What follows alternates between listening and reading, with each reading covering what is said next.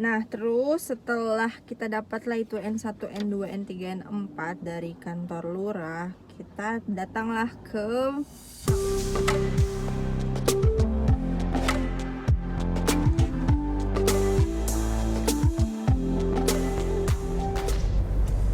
Hola guys, baru pulang dari take picture.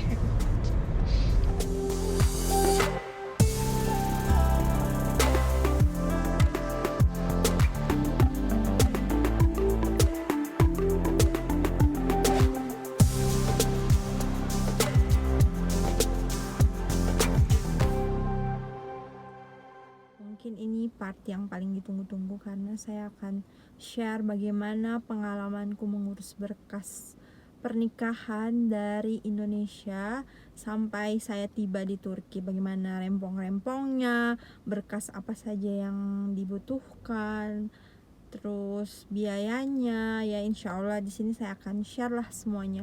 Tapi kayaknya saya akan mulai part dari Indonesia. Soalnya kalau mau dibahas keseluruhan sampai pas part yang kami ngurus di kedubes sini sampai di marriage office-nya sini, mungkin itu nggak akan cukup guys.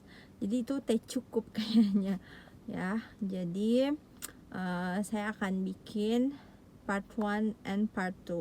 Part 1 ketika saya ngurus di Indonesia, terus yang part 2-nya itu pas sudah sampai sini.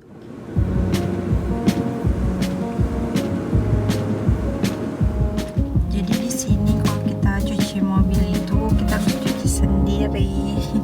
Bisa sih ke tempat cuci mobil, tapi kebanyakan orang-orang di sini tuh self service. Semoga tidak ada yang saya lupa ya di konsepku ini saya coba konsep kesian. Takutnya lupa toh. Nah, menurut pengalaman saya ya, di sini saya akan jelaskan bagaimana pengalamanku sendiri dan ini. Soalnya saya itu sebelum ngurus-ngurus ini memang jujur saya itu banyak nonton video YouTube channelnya YouTuber kan, YouTuber itu. Cuma ternyata ada yang mungkin mereka tuh lupa kan. Nah, pas saya mengalami itu sendiri, oh ternyata kedubes itu minta ini, tapi YouTuber itu tidak menyebutkan itu. Nah, makanya mungkin kita tuh tidak akan tahu pasti sebelum kita mengalaminya sendiri, guys. Oke, langsung saja kita memulainya. Aduh, ini mah HP mengganggu dan menghilangkan konsentrasi. Nah, yang pertama itu saya ngurus criminal certificate. Nah, ngurus SKCK istilahnya, istilah bahasa Indonesianya itu SKCK. Nah, ngurusnya itu setauku kalau untuk marriage visa sama izin tinggal di luar negeri itu ngurusnya itu langsung di Mabes Polri. Dan alhamdulillahnya kemarin saya itu memang lagi kuliah di IPB di Bogor. Jadi Bogor Jakarta itu nggak terlalu jauh lah gitu. Jadi sambil saya mengurus urusan perkuliahanku, sambil juga setelah saya ngurus lah ini masalah pernikahan. Nah, sebelum datang ke Mabes Polri itu kita tuh harus ngisi di websitenya gitu, di www.polri.go.id. Nanti saya taruh ya linknya itu di description box. Nah, sebelum datang itu dokumen yang harus kita persiapkan itu fotokopi KTP atau SIM, terus fotokopi akte kelahiran, terus fotokopi paspor beserta aslinya juga dibawa, terus pas foto 4x6 itu 6 lembar. Terus jangan lupa lah kartu sidik jari. Nah, habis itu di sana setelah kita daftar itu dan kita prepare, datanglah kita menurut tanggal janjian kita di apa sih appointment gitulah. Nah, terus datang, terus kita bayar. Di sana itu bayarnya itu 30.000 rupiah, murah sih, lumayan lah. Dan menunggunya tuh sebentar doang, menunggunya tuh cuman 15 menitan gitu. Dan jadi deh SKCK-nya. Nanti contoh SKCK-nya itu saya tampilkan ya di slide setelah ini. Nah guys, memang prosesku itu ada agak ribet begitu, dan soalnya kan saya tinggal domisiliku, KTP ku, semua data-dataku itu di Palu. Nah jadi saya tuh tidak langsung dari Jakarta itu langsung bisa ke Istanbul. Jadi saya baliklah ke Palu setelah semua urusan SKCK itu beres, terus saya balik ke Palu. Nah, di Palu itu ada 3 tahap. Yang pertama itu minta pengantar dari RT RW, terus yang tahap kedua itu dari kelurahan, terus tahap 3 itu minta surat pengantar dari KUA deh. Dan setelah itu jadilah, berangkatlah kita ke Turki. Nah, untuk mendapatkan surat pengantar dari RT RW ya, yang pertama, step pertama itu kita itu cukup bawa fotokopi KTP sama fotokopi kartu keluarga. Itu saja. Terus abis itu kalau RT-nya ada ya langsung lah pasti ditandatangani, terus ya jadi deh. Paling berapa menit sih, 10 menit, 5 menit lah minta surat pengantar itu. Nah, terus step kedua itu setelah dapat surat pengantar dari RT RW, kita ke kantor lurah. Nah, sampai di kantor lurah, sebelum kita ke kantor lurah, kita tuh ya menyiapkan dulu lah berkas-berkasnya untuk mendapatkan N1, N2, N3, dan N4 kan. Nah, yang pertama itu yang dibutuhkan fotokopi KTP, terus yang kedua fotokopi akte lahir, fotokopi kartu keluarga, fast foto 2x3 itu yang latar belakangnya biru untuk kita perempuan, terus yang untuk laki-laki juga 2x3 3 lembar. Nah, jadi kamu mungkin kalau sebelum datang minta memang calonnya kamu itu mengirim filenya saja, karena mungkin mengirim hard filenya toh dari Turki, dari Istanbul ke Indonesia itu pasti lama lah, mending kirim soft filenya saja, nanti kamu yang cuci fotonya toh. Nah, terus fotokopi KTP kedua orang tua. Nah, untuk calon mempelai laki-lakinya yang dibutuhkan itu kartu identitasnya mereka, terus paspor, fotokopi paspor, sama fotokopi KTP. Fotokopi KK, sorry. Nah, itu pokoknya itu suruh calonnya kamu itu ini semua saja dan kirim soft filenya saja lewat email. Terus lah kalian lah yang ngeprint, terus bawalah itu ke kantor lurah. Nah, setelah semuanya lengkap ya paling nunggu 30 menit kan, tunggu 30 menit, mereka buatkan lah itu N1, N2, N3, N4, terus menunggu lurah. Kalau lurahnya ada saat itu juga paling 30 menitan lah menunggunya, soalnya saya waktu itu cuma 30 menit saja ini. Aduh guys, stop dong, tebar semua.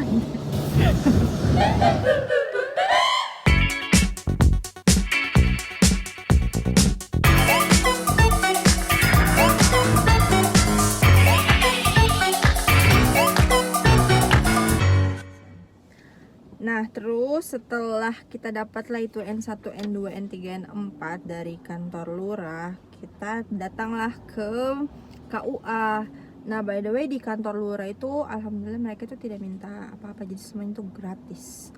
Nah, setelah sampai di KUA, terus tapi sebelum kita datang itu kita menyiapkan lagi lah itu berkas-berkas itu, yang melampirkan N1, N2, N3, N4 yang sudah kita dapat tadi dari kelurahan. Nah, kita itu datang ke AUA setelah N1, N2, N3, N4 itu kita bawa dari yang dari kelurahan itu, bawa juga lah fotokopi KTP, fotokopi kartu keluarga, fotokopi KTP kedua orang tua, terus fast foto yang tadi juga 2x3 itu 3 lembar untuk perempuan, dan 2x3 3 lembar itu untuk laki-laki juga. Terus habis itu fotokopi untuk yang pihak laki-laki itu fotokopi identitas, terus fotokopi paspor, terus fotokopi KTP, terus udah deh, cuman 3 itu kayaknya. Iya, cuman 3 itu kalau yang untuk laki-laki. Sedangkan kita yang perempuan itu banyak sekali orang minta. Nah, terus habis itu menunggu kayaknya 1 jaman begitulah, menunggu kepala KUA-nya, soalnya kan sekarang lagi musim pandemi juga kan. Nah, makanya kayaknya kepala KUA-nya itu tidak tiap hari juga datang gitu, mungkin juga mereka ada urusan lain. Pokoknya kalau pejabatnya ada gitu, kepala KUA-nya ada, pasti itu cepat lah karena cuma minta tanda tangan kan. Soalnya kan mereka cuma periksa N1 sampai N4 itu yang dari kelurahan itu, terus mereka cap lah semua dokumenku itu, dicap, terus minta tanda tangan dari kepala KUA. Nah itu 1 hari sih.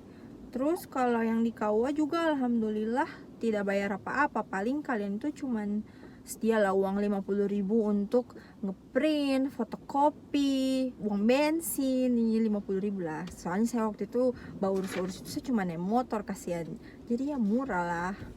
Nah 3 hari itu dari ngurus dari ngurus di RT RW sampai di KUA itu kayaknya itu cuman butuh waktu 3 hari lah, insya Allah itu selesai. Yang penting berkasnya kalian itu semuanya lengkap. Dan masalah berkasnya Wahid itu alhamdulillah juga KUA sama kantor kelurahan itu dia tidak minta translate gitu, dan ditranslate kan, soalnya kan ada biasanya tuh kantor KUA yang mereka tuh minta dokumennya laki-laki tuh harus ditranslatekan. Tapi alhamdulillah yang orang di KUA Kecamatan Tatanga itu I love sekali, orang sangat membantu. Alhamdulillah selama mengurus berkas itu semuanya lancar-lancar sih. Banyak sih namanya orang mau menikah itu pasti banyak halangan dan rintangan. Cuman halangan dan rintangannya kami itu bukan masalah berkas itu, cuman masalah mungkin dari keluarga, bukan orang tua, yang mungkin keluarga yang banyak menentang saya. Bukan menentang juga sih, mungkin mereka khawatir karena saya itu menikahnya itu bukan di Indonesia, tapi saya harus datang ke sini sendiri, datang ke Turkinya gitulah. Tapi alhamdulillah sampai saat ini bisa lah teratasi masalah-masalah itu guys. Nah terus setelah semuanya jadi, terus saya kembalilah ke Jakarta untuk mengurus ijazahku. Terus habis itu saya 5 hari di Jakarta, terus saya langsung deh mempersiapkan berangkat ke Istanbul. Nah tapi sebelum itu beli tiket lah kan. Nah pada saat beli tiket itu semuanya alhamdulillah itu Wahid itu mengerti sekali sih. Pokoknya biar 0 rupiah uangku tiada kesen keluar. Jadi dia semua yang beli itu tiket sampai bayarkan visa. Oh iya, nah masalah pengurusan visa. Nah pengurusan visaku itu, jadi urus visa Turki itu gampang sekali, yang penting money, yang penting ada uang. Kita tuh harus bayar $35, itu harus pakai kartu kredit. Nah saya itu untungnya saya apply sendiri tuh di nanti juga saya taruh di description box itu linknya untuk ngurus visa. Nah terus cuman butuh paspor saja, nomor paspornya kita, terus kita isi biodata sedikit, terus bayar, terus nunggu deh 5 menit langsung dikirim lah itu visanya kita. Terus visanya itu dalam bentuk kertas begini saja, dan terus kita yang print sendiri lah. Nah tibalah saatnya saya berangkat ke Turki.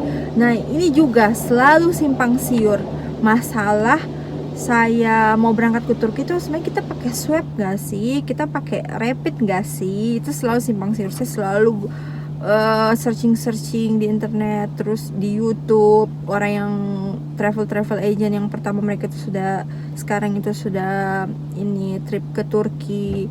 Nah terus rata-rata mereka semua itu bilang harus rapid. Nah ternyata sama sekali itu tidak ada, ke Turki itu tidak ada diminta rapid swab. Pokoknya di sini free, so free. Tapi karena untuk jaga-jaga, makanya saya tuh bikin rapid lah itu. Minimal itu 5 hari lah, 5 hari itu masih bisa lah dipakai kayaknya. Kan batasnya Indonesia tuh berapa kah, 7 hari kah untuk rapid. Nah itu terus pas saya di bandara pun, pas mau check in mau ke Turki itu tidak ada, alhamdulillah itu tidak ada diminta apa-apa, dan tidak ada dikasih tunjuk itu diminta surat rapid swab, tidak ada. Nah pas sampai di bandara Turki juga, di bandara Istanbul, alhamdulillah itu tidak ada, pokoknya itu tidak ada. Yang penting pas kita sampai itu kita harus bisa menjamin bahwa kita itu suhu tubuhnya kita itu di bawah 38 derajat Celcius. Nah, mereka itu akan tes di bandara kalau suhunya kita pas kita sampai di bandara Istanbul itu di atas 38 derajat Celcius. Tapi kalau tidak, alhamdulillah lurus-lurus saja sampai di imigrasi pun. Dan alhamdulillah sampai saat ini saya menunggulah. Kemudian sekarang ini lagi nunggu proses.